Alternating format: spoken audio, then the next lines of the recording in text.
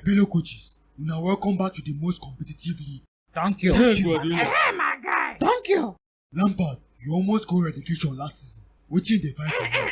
No start that nonsense with me for this new season whenever I even start finish. Which one come be making no start that nonsense? You reach today here, you don't forget where you finished last season. I be you dey confuse Everton blue with Chelsea blue. See, make una respect una self. Make una leave the poor guy. To survive relegation no be beans. Make una just give am benefit of the relegation escape. Abia, as una forget to inform the Hag of our meeting, make we kukuma allow him sit down for his seat now. Why be say anytime I come here, now go dey mumu with herself dey talk nonsense? You wey no dey talk nonsense, wetin you don contribute? Wetin carry me come this place sef? The reason why I organize this meeting na say FIFA World Cup dey this year and e go interrupt my shine because na that time I dey accumulate winning points to take carry league.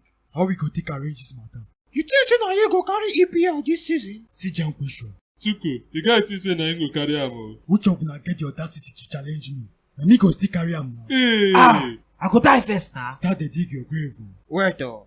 Guardiola, no be say I dey challenge you or anything like that though. But I swear ba, 3 points you no go see collect for my hand this season. If you say 2, go do Thanksgiving. Na so dem dey talk. Guardiola, you ba? Because of this insult, I swear you go finish on top me this season. After my boy here trash you 4-0. Okay now. I no go even talk wetin dey my mind. But you see this 3-1 wey I knack you na so all our fixtures go end this season. No be say I just wan follow una talk. But Guardiola, you see that thing wey you do me last season ba?